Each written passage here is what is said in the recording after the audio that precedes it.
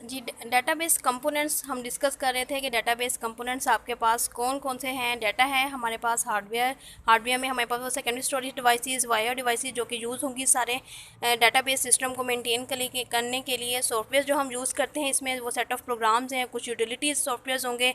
Personal में हमारे पास आ जाते हैं प्रोग्रामर्स जो कि इस डेटाबेस को, जो इसके लिए एप्लीकेशन को क्रिएट करेंगे, एंड यूज़र जिन्होंने इस एप्लीकेशन को यूज़ करना है, और डेटाबेस एडमिनिस्ट्रेटर जो कि इस डेटाबेस को मैनेज करेंगे। तो कंपोनेंट्स ऑफ डेटाबेस की यहाँ पे एक एग्जांपल, एक डायग्राम से दी हुई है कि किसमें क्या कुछ आपके लिए इंक्लूड होता है। हमारे पास एप्लीकेशन प्रोग्राम्स हैं, कलेक्शंस ऑफ मैनी फाइल्स हैं, और ऑनलाइन यूज़र्स जहाँ पर मौजूद हैं। एक डेटाबेस को क्रिएट करने के बाद उसके कंपोनेंट्स में हमें रिक्वायर्ड होते हैं वो कुछ एप्लीकेशन प्रोग्राम्स होती हैं जो कि डेटाबेस को क्रिएट करेंगी। वो एंड यूज़र्स आ जाते हैं जिन्होंने इस डेटाबेस को यूज़ करना है, और यहाँ पर डेटाबेस सिस्टम में हमारे पास मैनी फाइल्स डेटाबेसेस आ सकती हैं। फर्स्ट वन हमारे पास है डाटा जिस तरह से हम सब जानते हैं कि मोस्ट इम्पॉर्टेंट होता है, कंपोनेंट है डेटाबेस सिस्टम का। The main purpose of the database system is to store data in database and manipulate this data.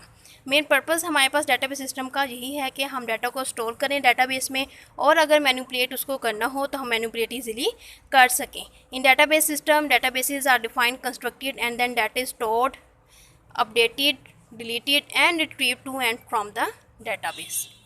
Hardware second हमारे पास जो कंपोनेंट इंपॉर्टेंट है वो है हमारा हार्डवेयर का। हार्डवेयर कंसिस्ट करता है उन set of physical electronic devices पे। ये चीज़ हम भी जानते हैं कि it is impossible to implement DBMS without the hardware devices. जैसा कि सॉफ्टवेयर अगर आपके पास है, आपके पास सेट ऑफ प्रोग्राम्स इंस्ट्रक्शंस है, लेकिन कोई मशीन ही नहीं है, हमारे पास कोई हार्डवेयर नहीं है जिसको हम वो इंस्ट्रक्शंस देंगे, तो इसके बगैर इम्पॉसिबल है कि हम अपनी डीबीएमएस को मैनेज कर सकें। लिहाजा हार्डवेयर आपके पास उतना ही एक इम्पॉर्टेंट इसका कंपोनेंट आ जाता है। The hardware devices may include computers and along with the following devices, I/O devices such as disk drives, secondary storage जहाँ पर वो डाटा को आपने स्टोर करना है, प्रोसेसर्स, मेन मेमोरी। थर्ड जो हमारा कंपोनेंट है वो है सॉफ्टवेयर का। जिस तरह से हार्डवेयर के बगैर हम अपने सॉफ्टवेयर को रन नहीं कर सकते, वो ये इंपॉर्टेंट कंपोनेंट है, इसी तरह से सॉफ्टवेयर भी इतना ही इंपॉर्टेंट है कि अगर आपके पास एक मशीनरी है लेकिन उसको कोई सेट ऑफ इंस्ट्रक्शंस नहीं है, उसको कोई प्रोग्राम्स नहीं बताए जा रहे, उसको नहीं बताया कि उसने क्या फंक्शन परफॉर्म करना है, तो उसका भी कोई फ़ायदा नहीं होता। हम अपनी डीबीएमएस जो हमने अपनी क्रिएट करनी है, मेनटेन करनी है, नहीं कर सकते। तो सॉफ्टवेयर हमारे पास वो सेट ऑफ प्रोग्राम्स हैं जो कि इस्तेमाल होते हैं कंट्रोल करने के लिए, मैनेज करने के लिए ओवरऑल कंप्यूटराइज्ड डेटाबेस सिस्टम को। और इसमें हमारे पास कौन कौन से सॉफ्टवेयर आ जाते हैं। हम डीबीएमएस सॉफ्टवेयर की बात करते हैं, वो सॉफ्टवेयर या वो एप्लीकेशन प्रोग्राम्स जिन्होंने वो कंपोनेंट हैं डेटाबेस सिस्टम का, जो इंपॉर्टेंट कि जिसने मैनेज करना है, कंट्रोल करना है डेटाबेस को, डेटाबेस सिस्टम्स को इन डेटाबेस सिस्टम्स।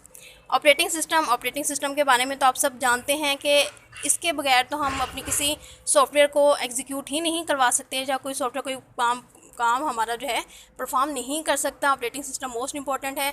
हमारी जो कंप्यूटर की अगर हम बात करते हैं तो कंप्यूटर में ऑपरेटिंग सिस्टम होगा तभी जो अपने फंक्शंस हम बाकी भी परफॉर्म करवा सकते हैं। एप्लीकेशन प्रोग्राम्स आ जाते हैं। एप्लीकेशन प्रोग्राम्स वो प्रोग्राम्स हैं जो जिनको इस्तेमाल किया जाता है, जो हम यूज़ करते हैं एक्सेस करने के लिए, प्रोसेस करने के लिए डाटा को डेटाबेसेस में। फोर्थ हमारे पास जो कंपोनेंट है वो है हमारा पर्सनल का। पर्सनल जो है इसमें हमारे पास आ जाते हैं application programmers, dBA, database administrator और एंड यूज़र्स।